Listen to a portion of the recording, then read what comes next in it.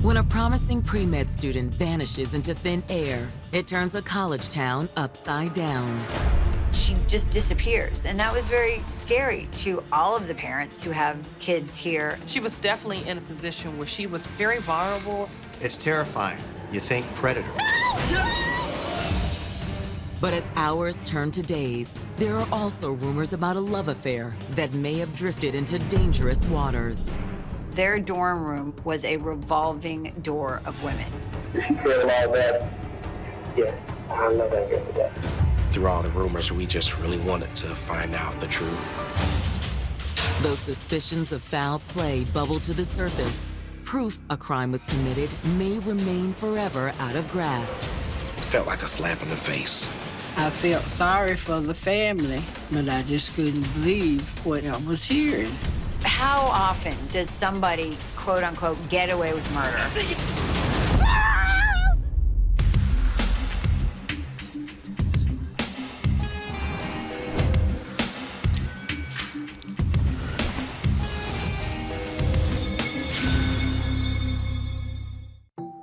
March 13th, 1997. It's an unseasonably warm morning in Kittrell, North Carolina.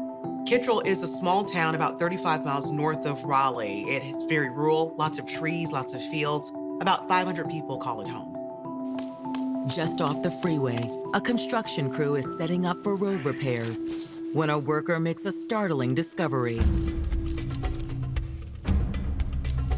What is that? Is that... Oh my God. He sees a skull, and he's shocked, and he calls 911. 911, what's your emergency? Yeah, I just found a skull. Looks like they've been here a while. Immediately, the sheriff's department comes out to try and assess who this is and what's going on. What we got? Construction worker was out working on the site. He found a skull. We're scouring the area to see if we can find anything else. But I can show you over here what he found. As police comb the land along the freeway, they begin to gather more human bones. The skeleton was exposed to the elements, and so a lot of it was bleached. They only found the bones, basically, Yep. and the remains were scattered. They weren't, found in one location. There were also gnawing marks on some of the bones indicating animal activity. With one fragment here and another there, police can't tell if they're looking at one victim or a gravesite of many. But how had these remains ended up in this isolated patch of woods? And why? The answer to those questions would sow the seeds of fear, anger, and disbelief, and propel detectives on a harrowing 20-year quest for justice. I do believe that at some point, what happens in the dark will come to light. How would you feel? God is a forgiving God, but humans, it's hard to forgive.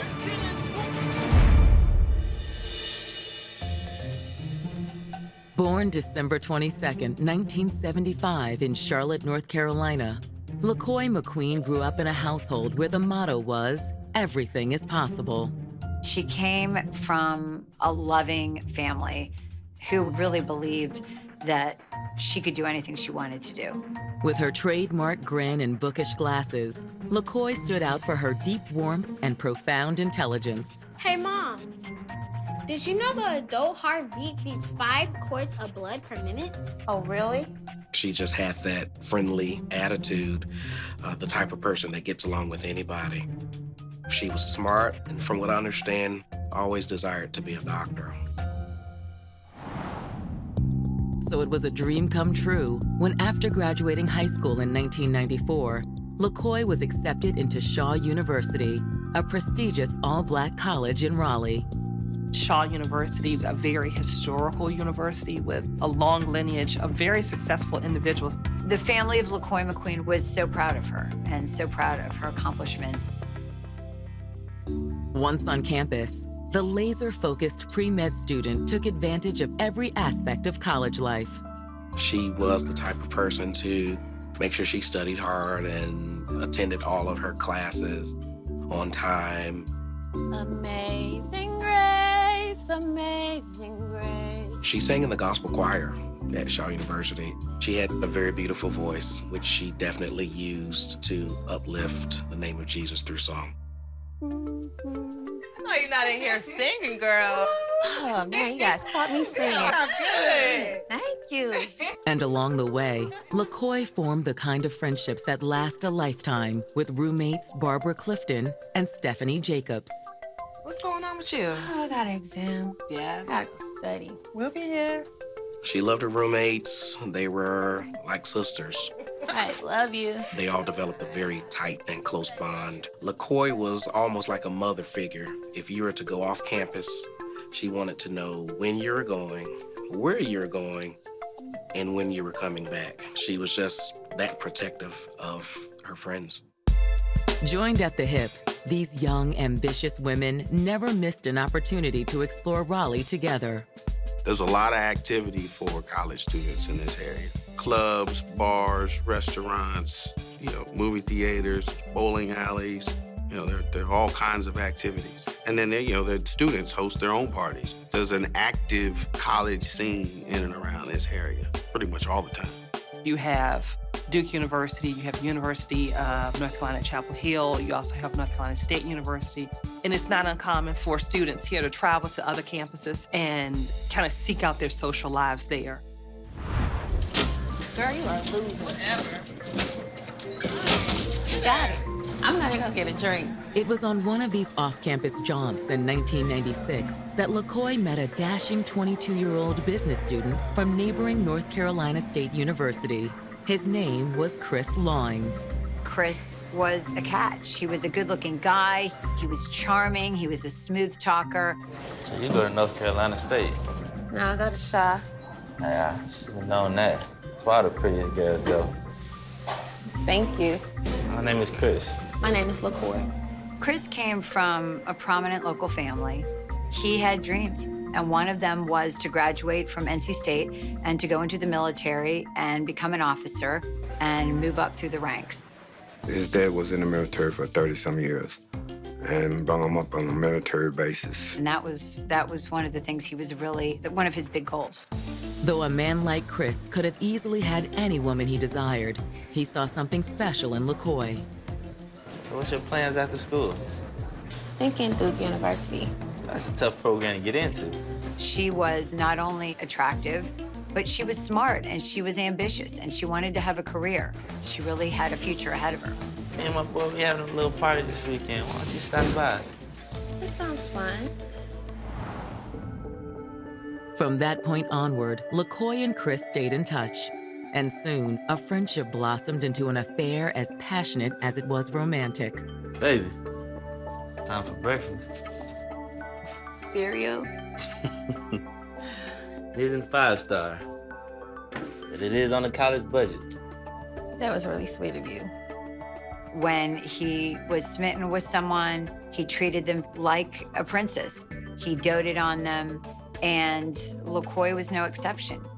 And to everyone who knew them, it was clear the couple could go far together. They had a lot of potential to have a great future individually in their careers and also together as a couple. I could see the smile on her face even now at the simple fact that she felt that she had a very good gentleman. So no one could imagine the dark cloud that would soon descend on their lives, catapulting everyone who knew them into a chasm of despair. I think this was a shock that something like this could happen here, especially to someone so well-liked like LaCoy.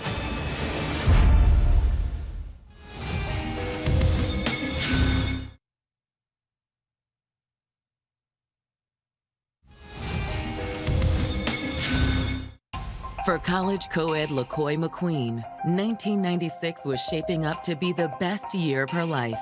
Not only was the 20-year-old well on her way to becoming a doctor, but LaCoy also found the man of her dreams in North Carolina State sophomore Chris Loing. She had found a man who seemed to love and care for her. To see LaCoy beam, it made it seem as if she was very happy.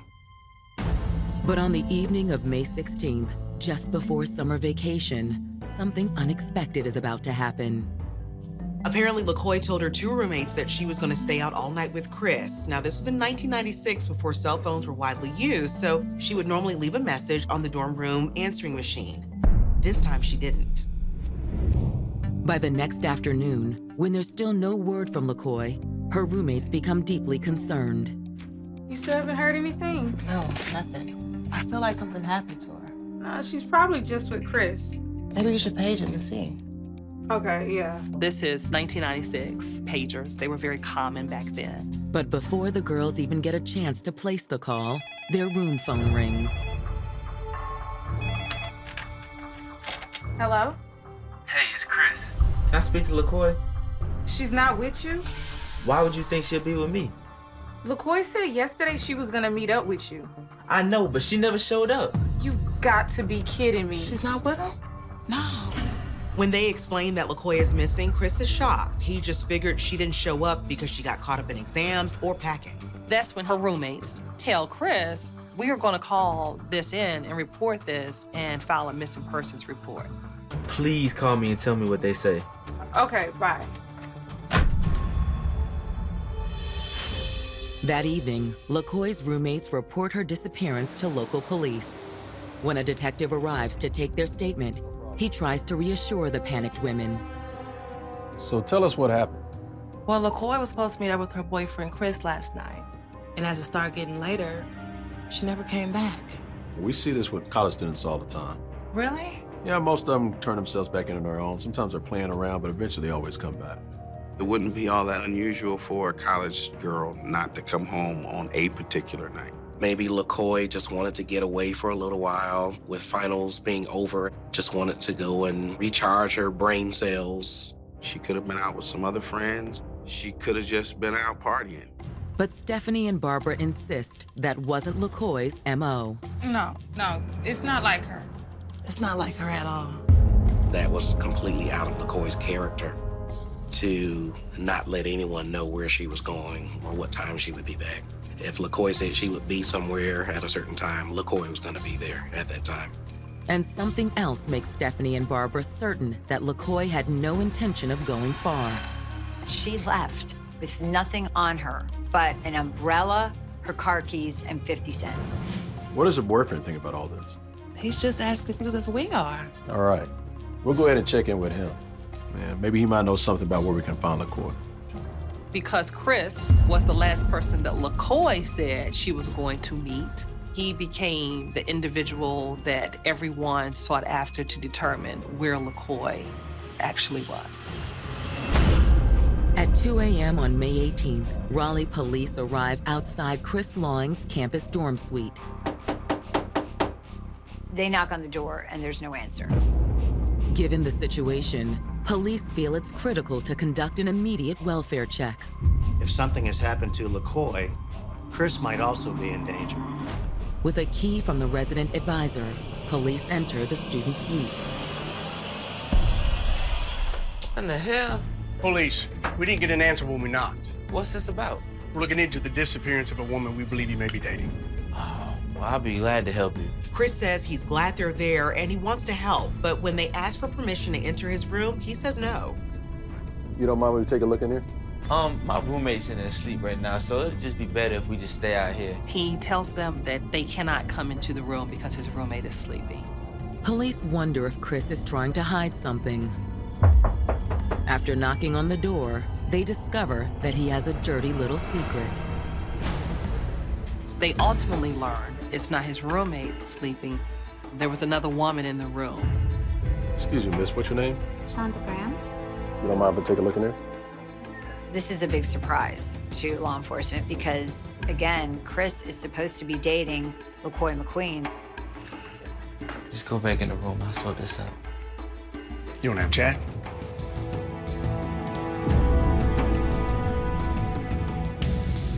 In the apartment common area, police ask Chris what he knows about LaCoy. Wonder if you can just tell me a little something that last time you saw that. Okay, the last time I saw her was about a week ago. Chris says the last time he saw LaCoy McQueen was at a local convenience store where he was playing video games. We haven't seen her since, since the last, that last visit. As for Chris and LaCoy's alleged rendezvous on May 16th, Chris reiterates what he told LaCoy's roommates the previous day. She says to meet her at the bus stop across from the house. And I went and waited for 4 o'clock came, 4:30 came, 5 o'clock, 5:30. He basically says she was supposed to meet me and she never came. And I thought she just stood me up, which she had done in the past, but she would always call me. And she didn't call me. And I didn't know what to think. I thought she had me about something. At this point, the police are aware that they have conflicting stories. Her friends are insisting that LaCoy is totally dependable and has gone missing. But Chris is suggesting that she has a tendency to be unreliable. Might her roommates be spinning because they're worried about her? Then the theory that she might have gone off somewhere on her own might be true. While Chris sounds sincere, his obviously complicated love life gives investigators pause. You really love her, don't you? Yeah, I like it. So the female you know tonight, that's really love. I see the close friend of mine. It definitely looks bad. He's already hanging out with another woman, and he's heard that LaCoy is missing. But then again, this behavior is hardly criminal. You have someone that's young, not ready for a committed relationship. It's not uncommon for a young 22-year-old college student to have that type of lifestyle. Even more significant, police have no evidence that Chris was involved in LaCoy's disappearance, or even that she has been harmed. Therefore, they have no reason to hold him. The next day, 48 hours after LaCoy's disappearance, her story tops the local news. This was a huge story. She's a 20-year-old college student that goes missing in a very safe town. And that was very scary to all of the parents who have kids here at the different universities in Raleigh. She could have been kidnapped, she could have been killed, she could have been in a wreck, especially in today's society. You just don't know. Of course, one very real fear is that LaCoy is the target of a predator. It wouldn't be the first time that a pretty young co-ed is targeted on campus. Over the next few days, students and faculty from around the area band together to try to find the missing woman. There were search parties that went out, posters going up, so that if anyone saw LaCoy, to please contact the appropriate authorities. Despite all the attention to the case, detectives still have no idea where LaCoy could be. They really didn't have any leads. But in the coming days, a tantalizing new secret would emerge from the shadows, and it's about to cast this pretty pre-med student in an entirely new light. She was literally carrying a secret inside of her, one that was 5 weeks in the making.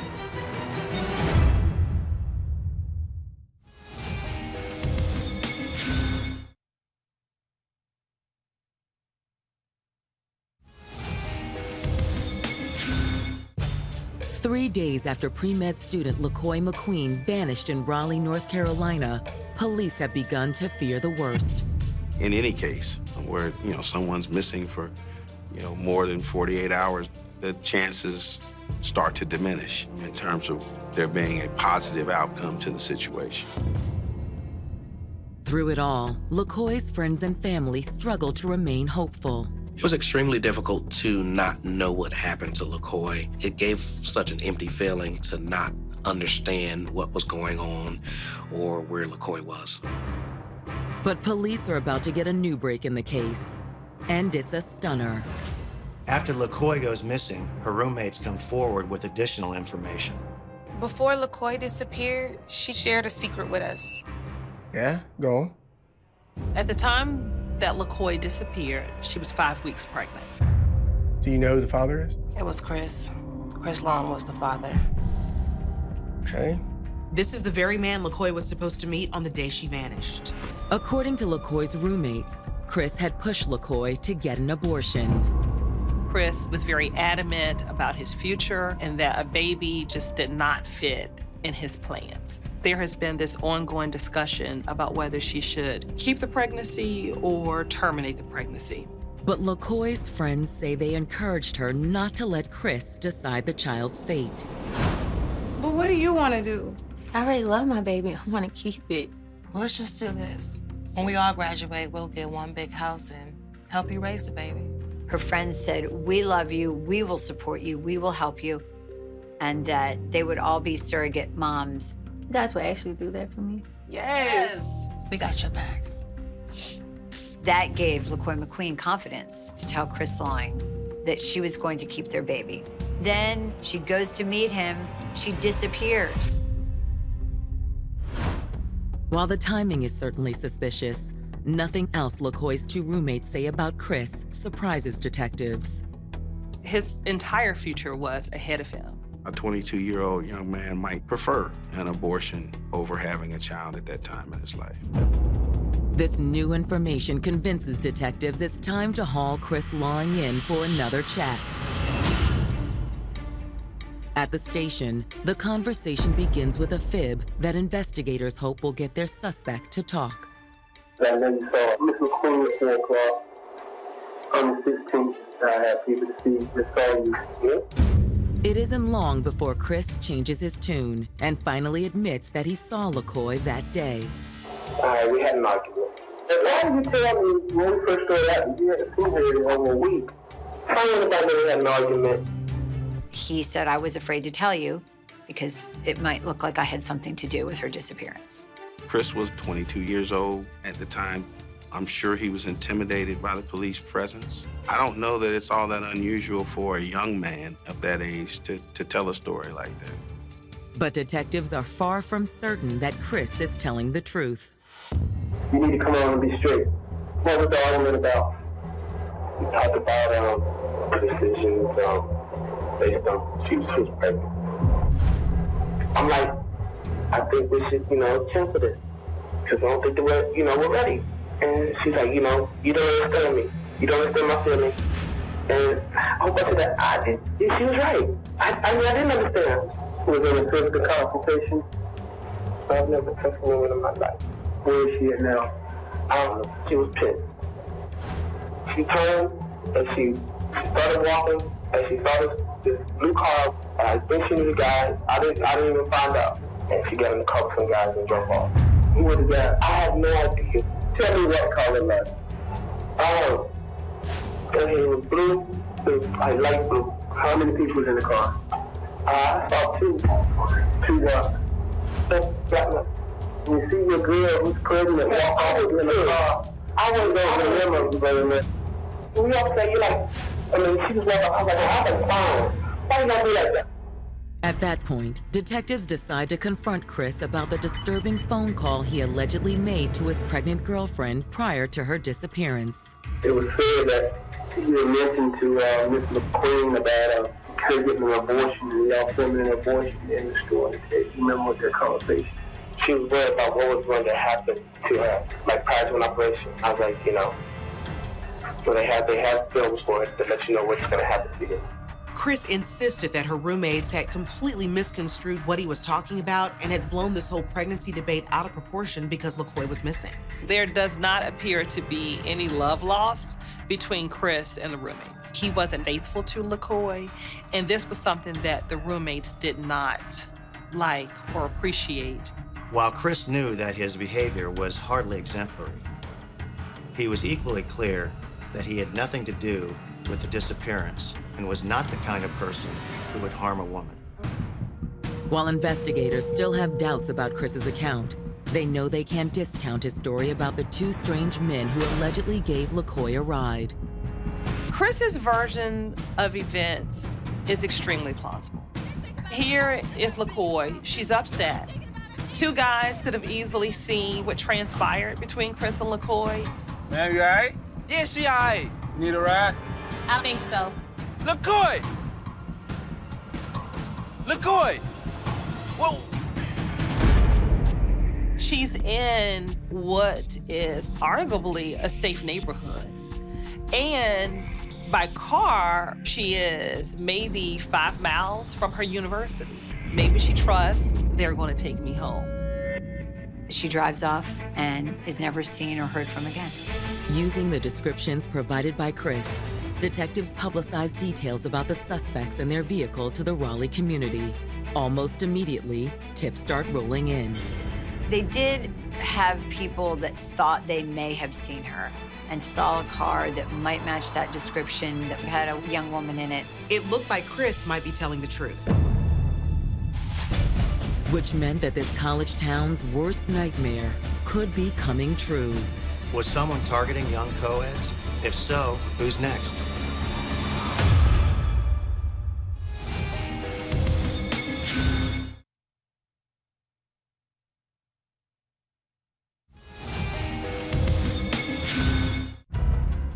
Four days into a missing person investigation, detectives in Raleigh, North Carolina are looking into Chris Lawing's claim that his pregnant girlfriend, LaCoy McQueen, drove off with two men the day she disappeared.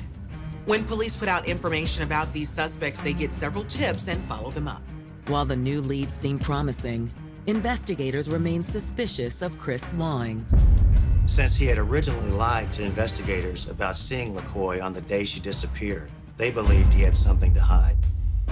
In an attempt to gather more information about Chris, detectives meet with his roommate, Devin Thomas, at the station. Devin was actually very worried about what happened to LaCoy, so he was very happy to do anything to help detectives find her. So you've met Miss McQueen? Oh yeah, I've met with all of Chris's girlfriends. Yeah. All of them? We only know about Shonda. Well, she's just the tip of the iceberg. That dude gets, gets a lot of girls. According to his roommate, their dorm room was a revolving door of women. At one time, he believed that Chris was actually balancing maybe 6, 8, 9 women at one time. Chris was even getting stressed out. He couldn't even keep things straight about trying to keep the women from finding out about each other. LaCoy's pregnancy seemed to be one more stress he didn't want or need. But it's what Devin reveals next about the day LaCoy went missing that puts detectives on high alert. I came home and he was arguing with a woman, but I didn't really, think too much of it. You think it might have been LaCoy? Well, I don't know. She had her back turned. You're not thinking about our future here. You weren't thinking about us either. But one thing was certain. Chris didn't want his roommate to stick around to see what happened next. Hey, man, you think you can step out just for a few hours real quick? Yeah. Just let me handle this? Yeah, that's cool. I appreciate it. Chris asked Devin to leave the apartment, not for a few minutes, but for several hours. Devin's story leads investigators to consider a dark hypothesis. Had Chris lured his pregnant girlfriend back to his dorm room that day with the intent to kill her? We're not ready for this. Just don't think you understand me. No, hold on. Just come back to my room with me. No. Please. It'll be more private and we can really work this out. Please. All right.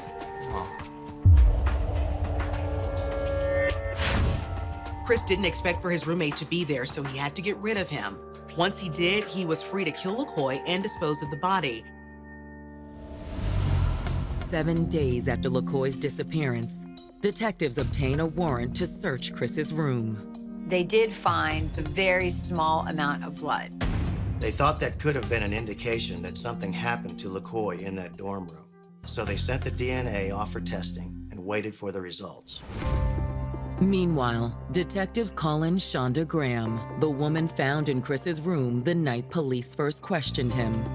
When detectives interview her, she can't believe she's in this situation. She and Chris just had a casual thing. She just wants to answer their questions and get this over with.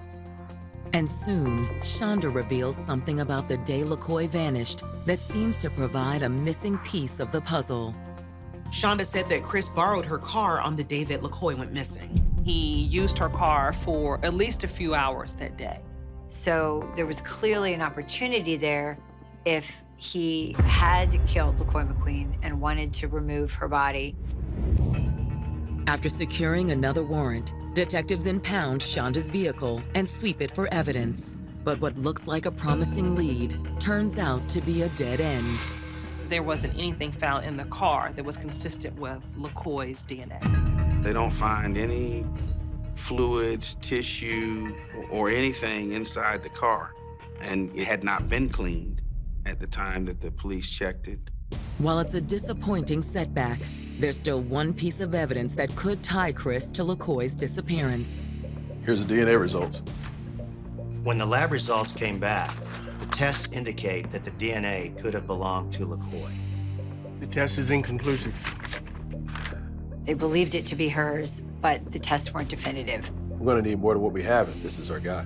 Though Chris once looked like the perfect suspect, detectives still don't have enough evidence to hold him. Not only was there nothing tying him to a crime, there was also no proof that one was committed. They had no witnesses. They didn't have a crime scene.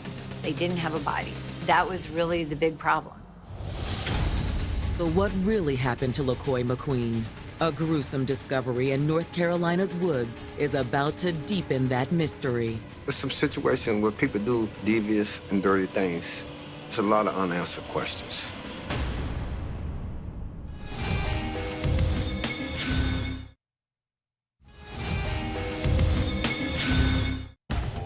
Ten long months after the disappearance of pregnant college student LaCoy McQueen, Raleigh detectives still haven't made an arrest.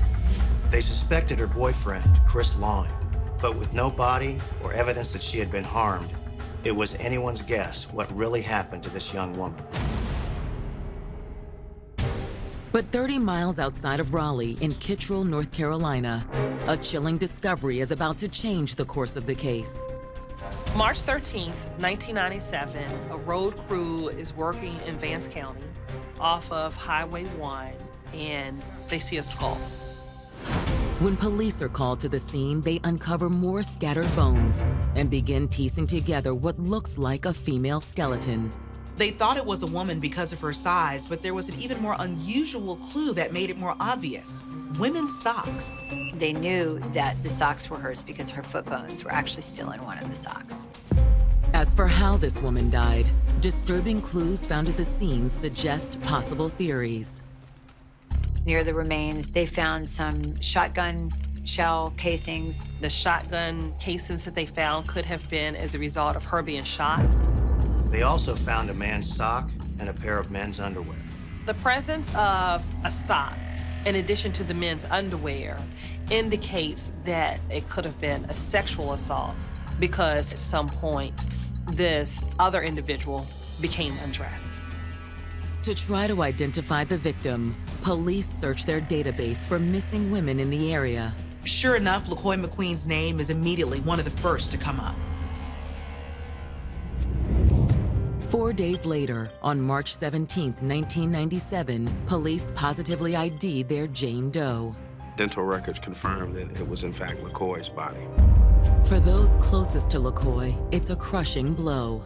My heart dropped to know that someone could do something so heinous to such a sweet person. The roommates were devastated because they felt like not only had they lost their friend, but her unborn child. Detectives hope LaCoy's autopsy will provide additional clues about how this young woman died. But the ensuing report only complicates the case. One of the big problems is that her remains were badly decomposed, so they were never able to determine a cause of death. The forensic report did say the manner of death was likely to be homicide, but that's based on the fact that she disappears suddenly and is found in a remote location. There's nothing directly found with her remains that was indicative of homicide. I find it very interesting that the coroner can not come up with a cause of death, but come up with a manner of death, meaning that it's a homicide. I quite frankly take issue with the coroner's conclusion that she was killed. There's no way to tell whether she was murdered or whether she just died out in the woods. I mean, there's just endless possibilities at that point in terms of what could have happened to her. And what originally appeared to be the most likely cause of death now looks off the table. The skull, a large portion of the trunk and some of the extremities were found. There was no evidence of gunshots. If she were shot, there would most certainly have been bullet holes on these parts of the skeleton. Which forces detectives to ask why there would have been shell casings at the scene. That could be explained more than one way. This is North Carolina. People hunt out in the woods. That's not abnormal at all to find shell casings in a rural area. But what of the men's socks and underwear also found at the scene? This evidence appears to bolster Chris Lawing's claim that LaCoy had disappeared with two strangers on May 16, 1996. When you realize that she's now been taken in a very rural area in this small town, about 30 miles from Raleigh, you think, well, maybe the two people that were spotted in the car by Chris Lawing took her to this area.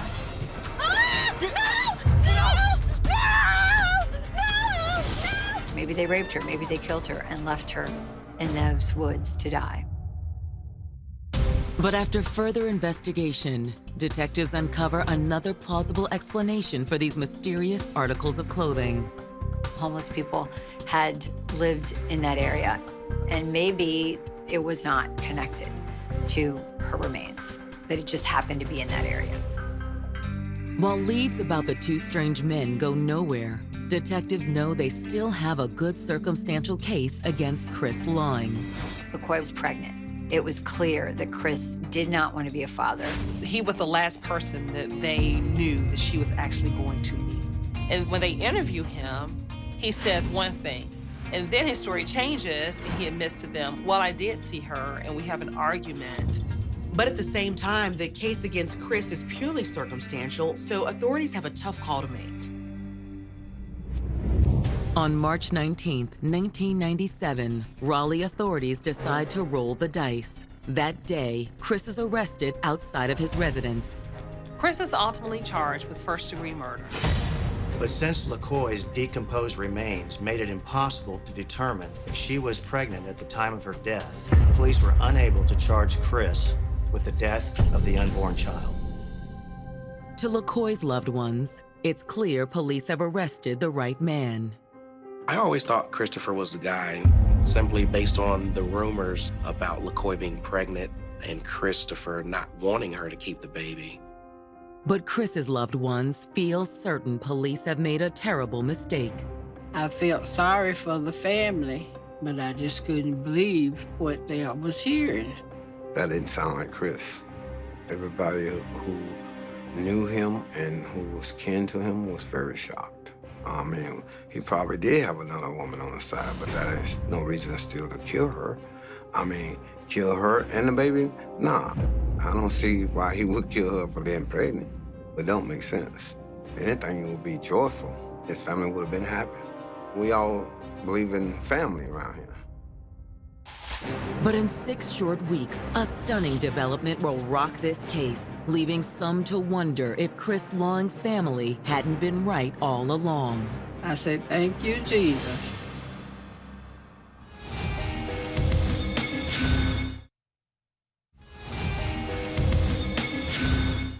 On March 19, 1997, 10 months after mother-to-be LaCoy McQueen's disappearance and death, her boyfriend, Chris Lawing, was charged with her murder. Everything seemed to come back to Chris, the motive, the opportunity. But on May 2nd, Raleigh prosecutors make a surprise and stunning announcement. 6 weeks after Chris Lawing is arrested by Raleigh police, they let him go. They say, we don't have enough evidence. And they were questioned, of course, by the media. How can you let this man walk? Is there another suspect? And they said, no, there's no other suspect. We just don't have enough evidence to prosecute him. And so he's a free man. He's free to go. I don't know if they jumped the gun in arresting him, but they arrested him clearly without the evidence that they needed to prosecute him. To LaCoy's friends and family, seeing Chris walk is a miscarriage of justice. When he was let go, it felt like a slap in the face. But for Chris's loved ones, it's the vindication they'd been hoping for. I thought that it was over and, you know, that he didn't do it. I was relieved for that. Following Chris's release, LaCoy McQueen's case grows increasingly cold.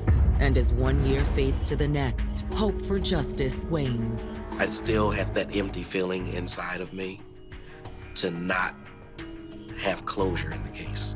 But we just assumed that there would never be a break in the case. Meanwhile, Chris Lawing goes on to lead a full and productive life. He graduates from college. He starts a career. He eventually gets married and has a child. This cute little boy looked just like him. He was just a little something. By 2014, LaCoy's tragic death seems lost in the past. Then in December of that year, a new detective decides to revisit her case file.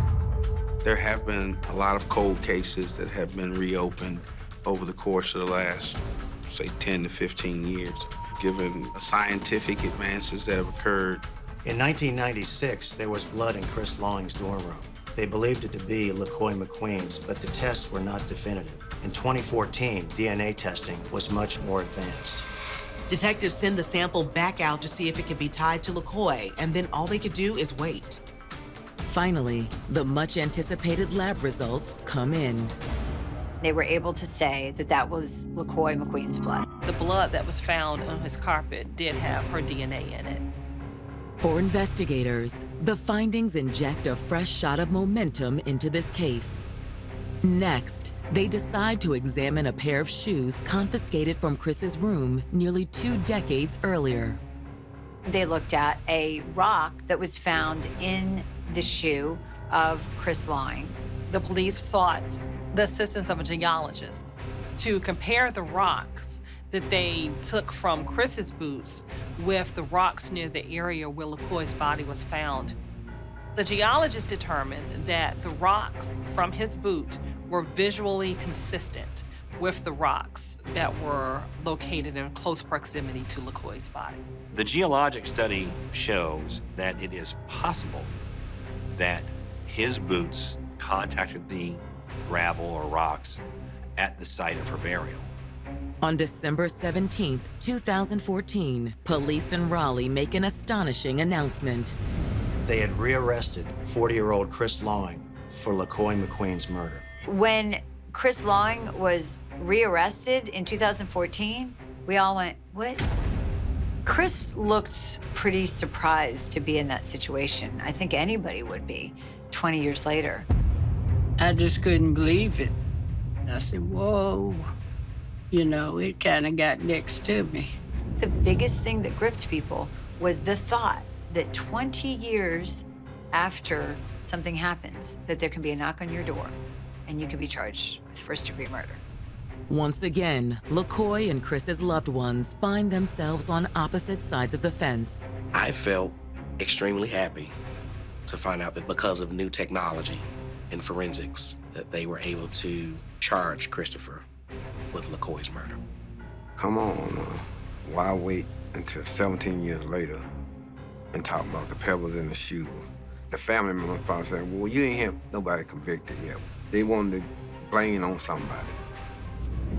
On February 22, 2016, almost 2 decades after LaCoy's death, Chris Long's murder trial begins in a Wake County courtroom. The family of LaCoy McQueen was in the courtroom. It was something they had been waiting for a very long time, to see the man they always believed had taken her life put to trial. Chris showed very little emotion in the courtroom. It was really hard to read him. And again, I think it was a little bit of shock the whole time. How did I get here 20 years later? The crux of the prosecution's case against Chris rests on motive. The state said, look at all the fighting between these two. The big issue of this unborn child, the fact that he was cheating, this was the perfect storm. Prosecutors say when LaCoy refused to cede to Chris's demands to have an abortion, he did away with this problem once and for all. I'm keeping the baby! You're not keeping this baby! Why? You're not thinking about our future! You ain't thinking about us either! You just gonna put your hands on me! What? Their position was that he killed her in the dormitory room. That was why there was blood found on the carpet.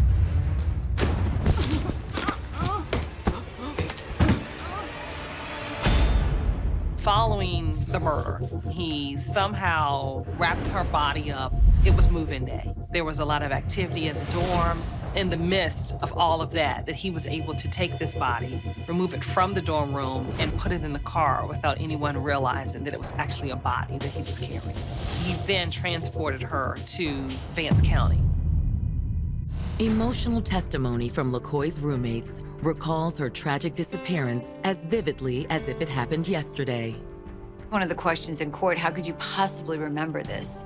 And what the women said was because it had such a big impact on my life. But the defense quickly punches holes in a key component of the prosecution's argument. There are so many possible explanations for why a spot of DNA would be found in his room that are not criminal in nature. She was his girlfriend. She stayed there. They had sexual relations. She obviously had her period sometimes. From that sample, there's simply no indication of a homicide occurring in his room. There's no evidence of blood splatter. The things that you would typically see from a struggle aren't present. On February 29, 2016, when the jury adjourns for deliberation, it's anyone's guess which way the case will go. But just 2 hours later, they return with a verdict. Christopher was found guilty of murdering LaCoy McQueen.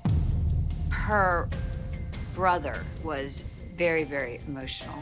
He said, I've just been waiting for this for 20 years. He just wanted people to know that he felt like justice had been served. But the defendant's side of the courtroom sends a very different message. Chris Lawing stood up and said, Your Honor, I didn't do this. So he's going to prison, saying I'm an innocent man. Today, Chris Lawing is serving a life sentence at the Lanesboro Correctional Institution in North Carolina. And though the Lawing and McQueen families remain divided about Chris's guilt, everyone agrees on one thing.